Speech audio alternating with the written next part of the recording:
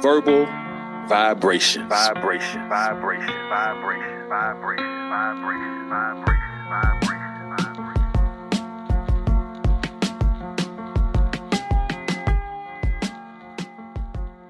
Welcome to Verbal Vibrations, powered by the KUDZUKIAN Network. I am your host.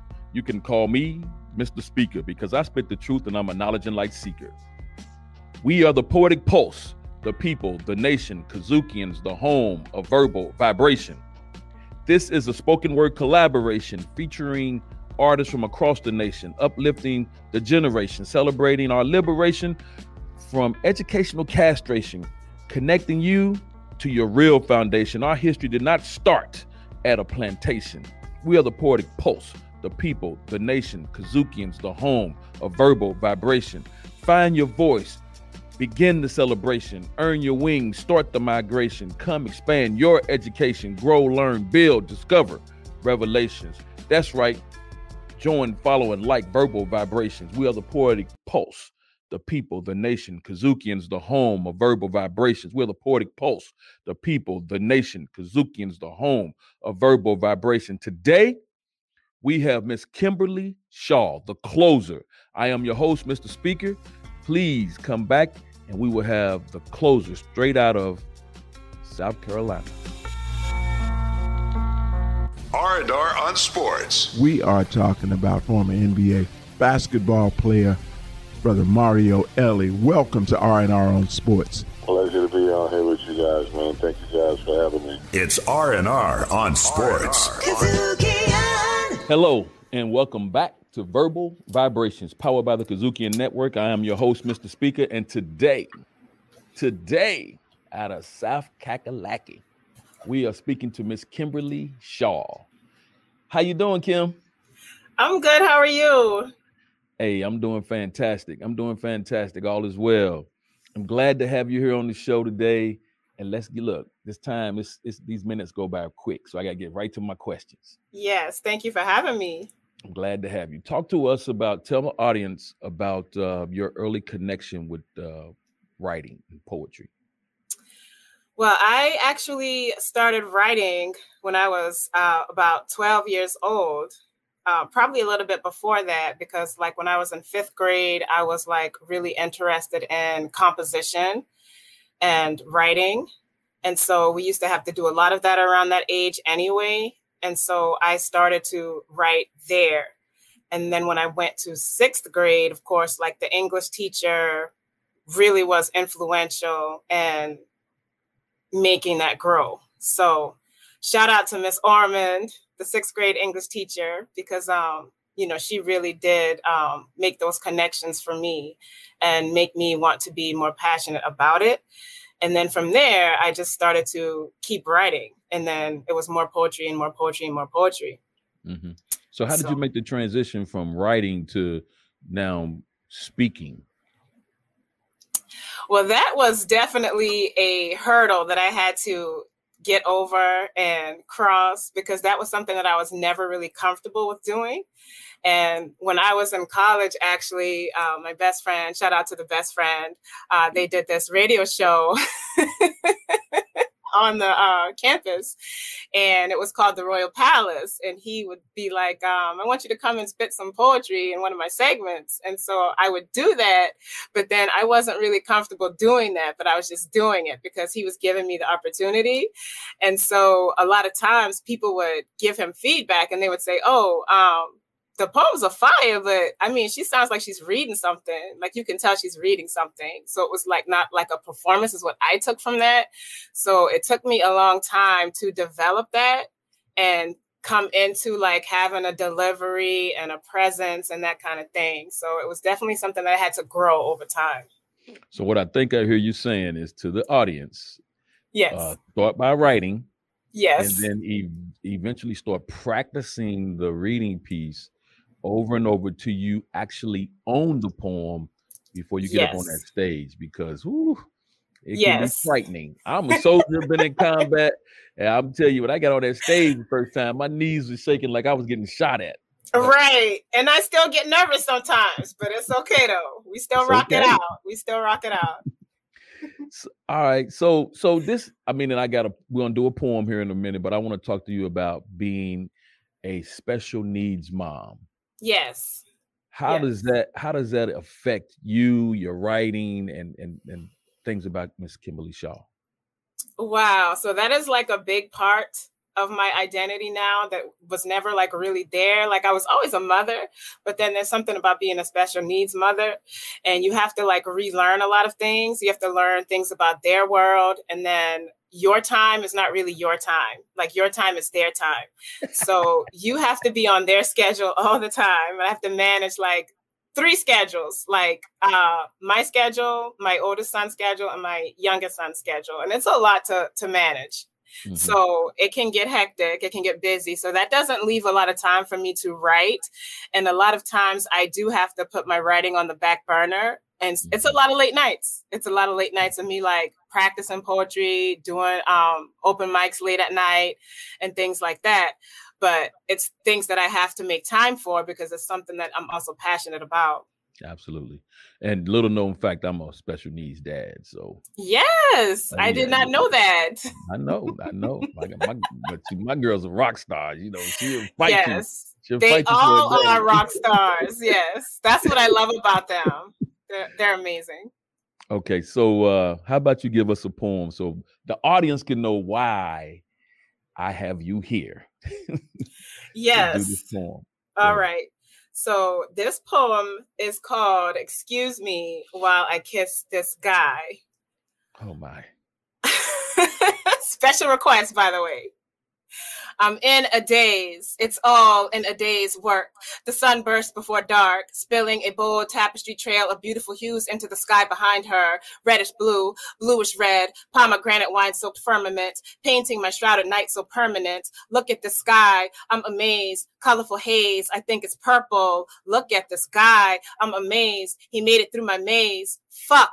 He's in every crevice of my dreams and I refuse to wake up. That concept is so foreign. I look at my blaring alarm clock. It's 4 a.m. I'm so ignorant. I ignore her rant, pretend I can't hear her, roll over, suck my teeth, slap that ass, then finger fuck her back to sleep and keep pouring that mortar until this fantasy is concrete, until the clouds in my days are no longer cloud in my days. I'm amazed at how he freaks me, understands every idiosyncrasy. Excuse me, which one of you idiots sink the sea? Back to my lover. I'm still amazed. He knows every curve on my body, every battle scar from lost wars. I only like for him to see me naked, get violent with it when he take it, intimately cultivated, silent orgasmic screams intimated. When I bust hard for him, I don't fake it. Now my throbbing walls are blessed. And the morning after is so good. I replay, I so good to replay. I love it when we play, when we lay, no message to relay, no talking, just rough play. Can we do it again? Let's relay, no relay, race. When we make love, let's take our time. Baby, take your time on that pussy. I mean that delicacy.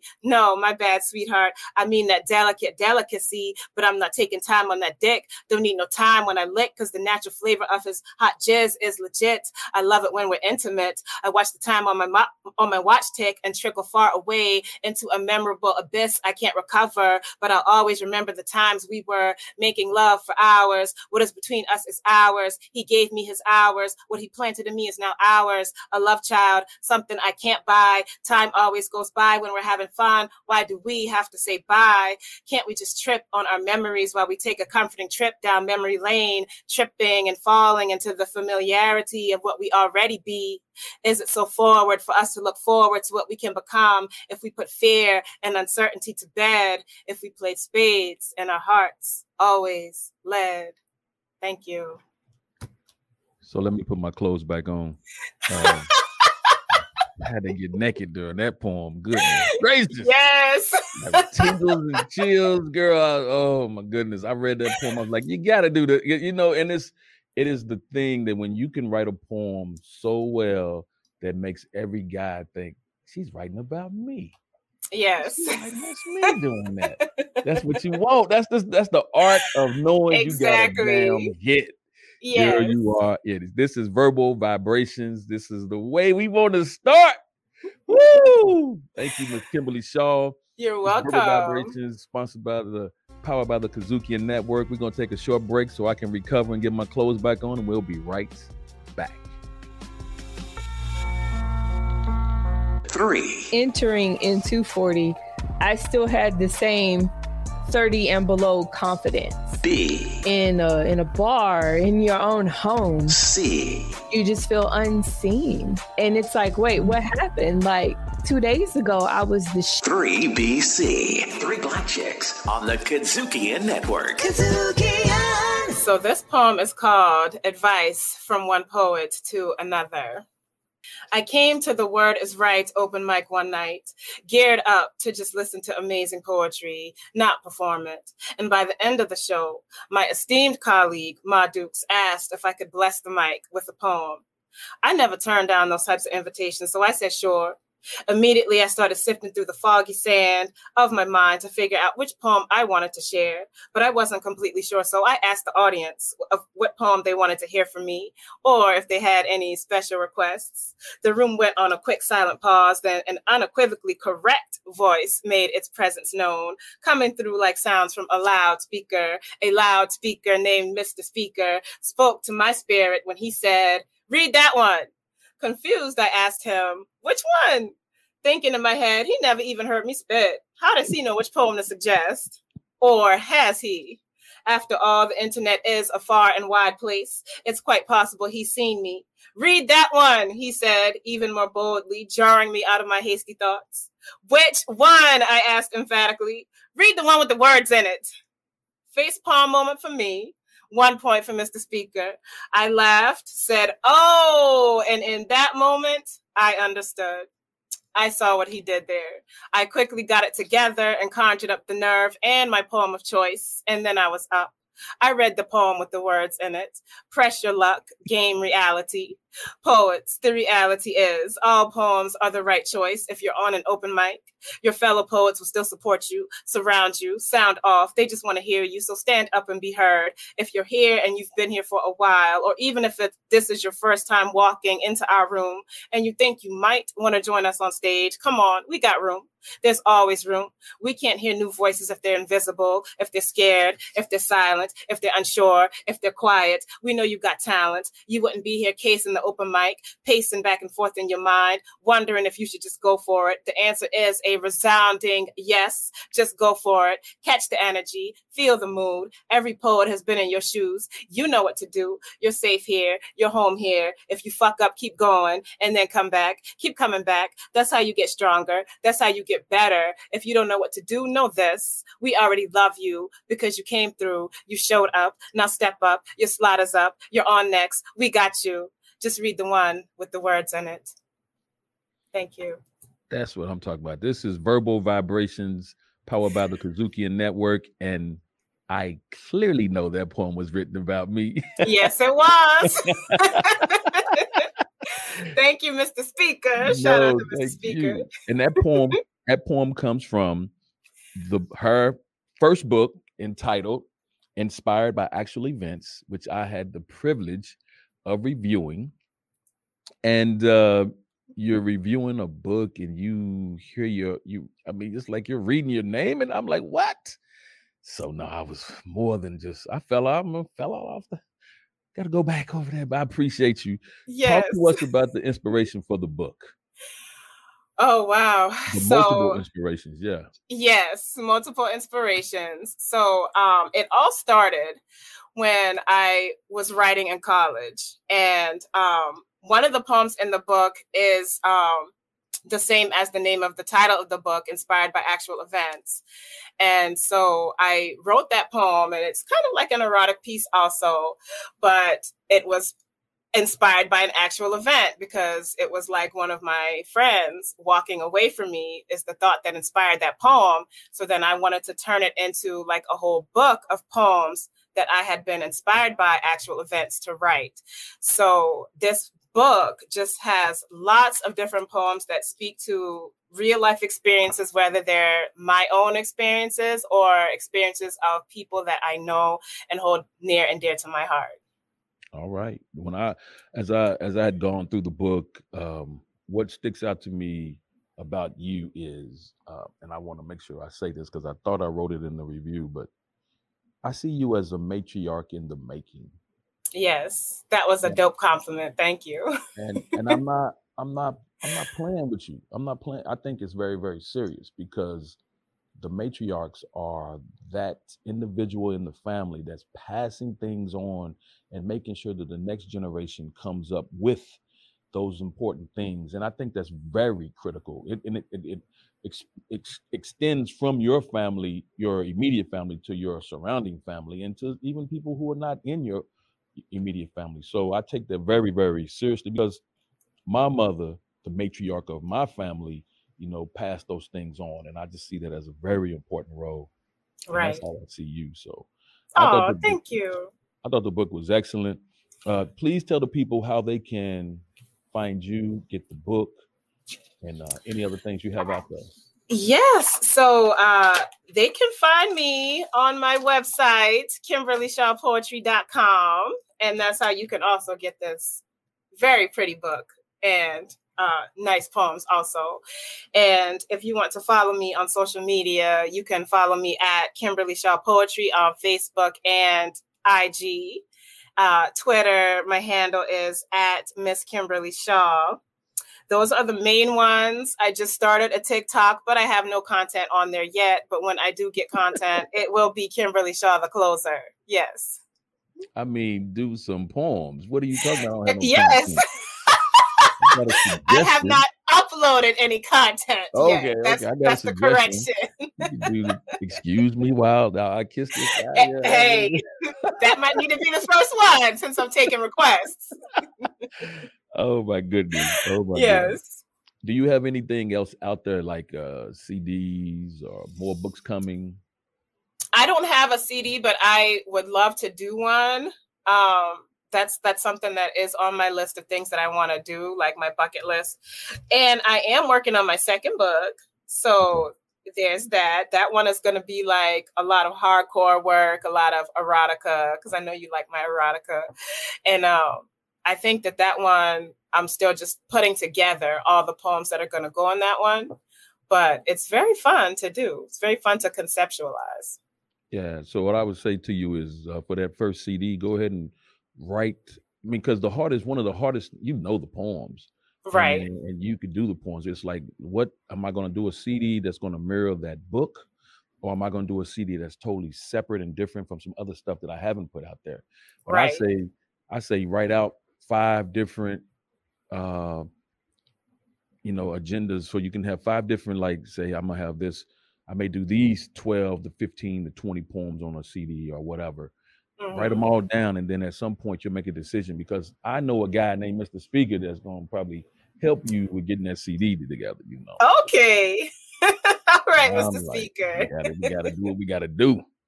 It takes a village. Yes. Hey, a village, a country, a sit out. Hey, this is Verbal Vibrations powered by the KUDZUKIAN Network. We are talking to Miss Kimberly Shaw. We're going to take a quick break and we'll be right back with more from Miss Kimberly Shaw. I got up and went to the gym at 9 o'clock this morning. We talked about on the show the kind of workouts I do. It's not fun. I work out until I feel like I'm either going to pass out or throw up. And when I get to that point, I'm just like, oh, I haven't done either. Guess I got to keep going. The hell with all of that. And then after got that, tasks and stuff to do afterwards. Exactly. I was tired, boss. Black Nerd Power on the KUDZUKIAN Network. KUDZUKIAN! Welcome back to Verbal Vibrations powered by the KUDZUKIAN Network. I'm your host, Mr. Speaker, and we're here talking to Miss Kimberly Shaw, the closer. First thing I want to talk to you about on this segment is the closer. Talk to me about how you got that moniker.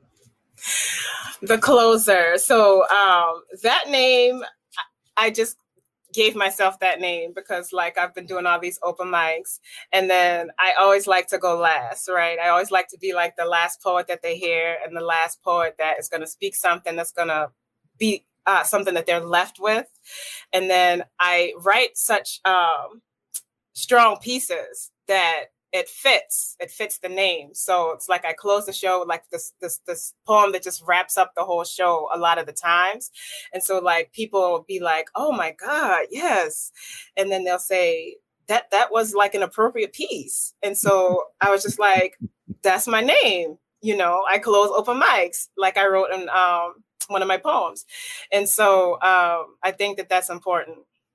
I think it's important too, and I love it. That's so. Where are you trying to go with poetry? I mean, where are you trying to take poetry? What are you trying to do? I'm just trying to live my best poetic life out here. I'm definitely going to continue to perform in the virtual space, and then take it even further in terms of like putting out more books. And then, of course, I want to do the CD. And then I'm also going to be hosting my own open mic at some point with The Word is Right. Shout out to Marissa Prada over there. And it's going to be like every other Tuesday. And one of our other esteemed colleagues, Ma Dukes, that I also mentioned in that earlier poem, she's going to take the other 2 Tuesdays of the month. So whenever I'm ready, I'm going to do that. So Stay tuned for that. Okay. Hey, I know poets, so let's do it. Yes. I want to let you know that because we've never met. Mm-hmm. I know you through Zooms and just listening to what you're doing and then reading the book.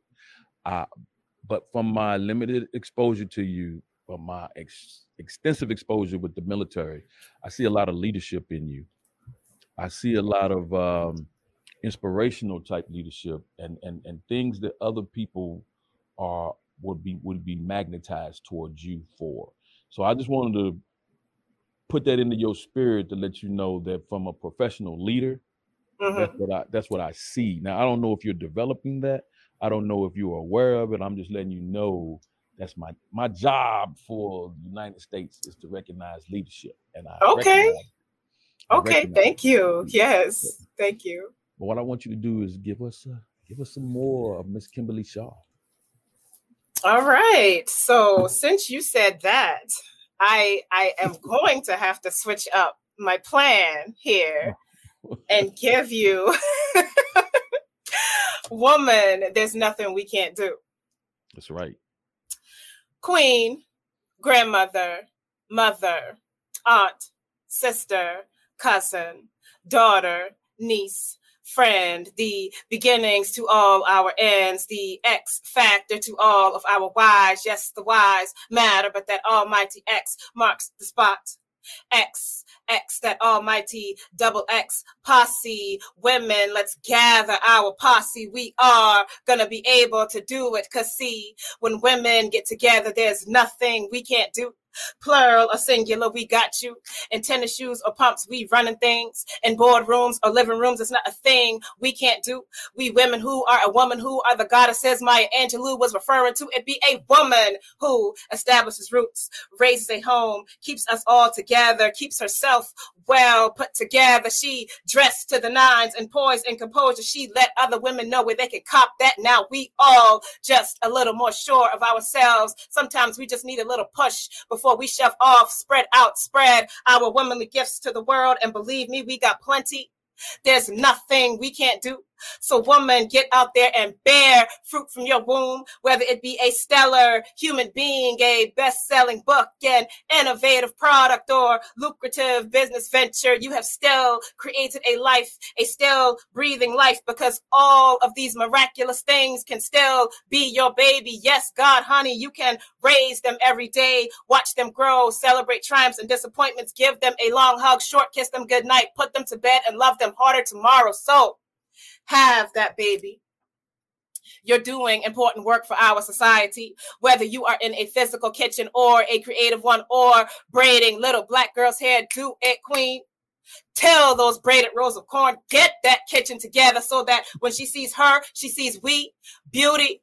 So that when she sees her, she sees you, your effort and strength, your love and grace. Do it, queen. So that when she sees you, she sees her role model and knows that when she gets older, she can pay it forward, gather her role models. No time to be moving backwards. It's onward and upward. So let's roll models, put the pedal to the metal and go full throttle. Even if destruction is lying at our feet, we stack up the rubble and make it neat and keep going. We women who do what we got to do in adverse times or normalcy, we can handle rough seas. See? That's resilience. That's bravery. That's courageous as shit. We on fire. We take you higher. We are women. We stay winning. We stay women. We are woman. Friend, niece, daughter, cousin, sister, aunt, mother, grandmother, queen. This is our jungle. When lioness roars, the whole world stops to take notice, gives us full reign to take over patriarchal, misogynistic planet. Thank you. Kimberly Shaw, the closer. That's what I'm talking about. Miss Kimberly Shaw, the closer. Please tell the audience one more time where they can find you and where they can find this book.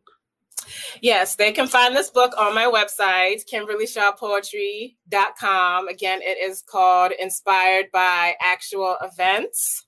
And you can find me on Facebook and IG at Kimberly Shaw Poetry as well. Twitter at Miss Kimberly Shaw. And whenever I upload these poems on TikTok, the handle is Kimberly Shaw, the closer. That's what I'm talking about. Let's go. This is Verbal Vibrations, powered by the KUDZUKIAN Network. And that is Miss Kimberly Shaw, the closer. I'm your host, Mr. Speaker. We're so glad to have you. We're so glad to have all that you have. Please follow us as well. All the shows that are on KUDZUKIAN Network, you can find them at KUDZUKIAN.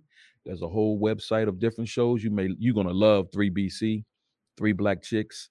There's another show that you would like called Human Beings. And then, I mean, if you're not into sports, they got R&R on sports, and they got some other things. Single mom. So they got a lot of shows on there that you might like. But thank you very much for gracing our mic and educating me and my people.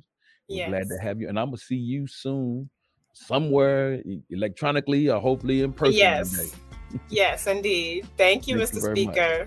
Take care. You too. Bye-bye. Bye. Keeping it real, right, and funky. When Justice Scalia passed unexpectedly President Obama's last year in office, the Republicans refused to even give him a hearing. If he had been confirmed, you would have had a 5-4 progressive majority on the Supreme Court. Funky politics on the KUDZUKIAN Network. KUDZUKIAN! Prison rules. The names in this particular poem, well, they've been changed to protect the guilty. Back in the day, there was a young man called Little Kevin who lived in the hood. No father, but plenty of sisters and brothers. So he did some things that could have been misunderstood. See, for protection, he joined the gang. To fit in, he started to speak slang, kicked out of school because he liked to bang. Out late at night is where he liked to hang. And for money, where he began to slang. Because, see, robbery and murder, they were not his thing, nor were they in his blood. See, my man, Little Kevin, was a common, everyday street thug. By 16, he was the man. By 18, he was a leader by natural selection. Had a baby on the way because he refused to use protection.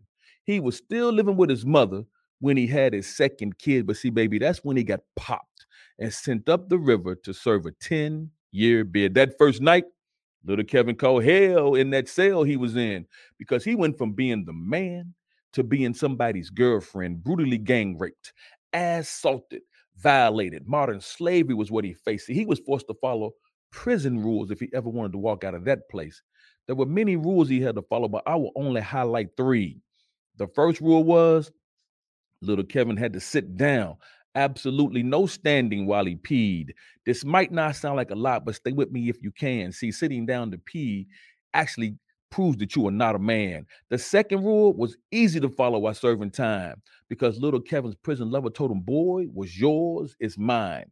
Everything Little Kevin owned belonged to his man. His food, his clothes, and even his life were in another man's hands. But see, that third rule, that's the reason why I'm standing here with my tongue wagging. Because for the next 10 years, Little Kevin was forced to walk around that prison with his pants sagging. Check it out. Sagging pants is like wearing a wedding ring while you're in jail. It lets everybody know that somebody already owns and controls your tail. This also gave his man the ability to always see Little Kevin's butt, and it gave him easy access. You know, when he wanted to get that nut. So for 10 years, Little Kevin lived like this so that he would not be beat. He followed prison rules until the day came when he was able to re-enter these exact streets. So from street king to jailhouse queen, now he was an actual hood legend to the youth. See, Little Kevin's prison level was locked up for life, so he would never be able to get out and tell you all the real truth. Little Kevin's body was free, but his mind was still in jail as he was on the streets bragging. So he continued to sit down on the toilet to pee, and he kept on wearing his pants sagging. The youth saw little Kevin as a hero, a role model, a legend who followed no rules, so they copied his style, those sagging pants, because it was perceived as being cool. So when you see young people out there wearing their pants low, you now know the truth. And you need to recognize the impact that people like little Kevin and his prison lover have on today's youth. Verbal Vibrations, hosted by James Mr. Speaker Sears, directed, produced, recorded, and distributed by KUDZUKIAN.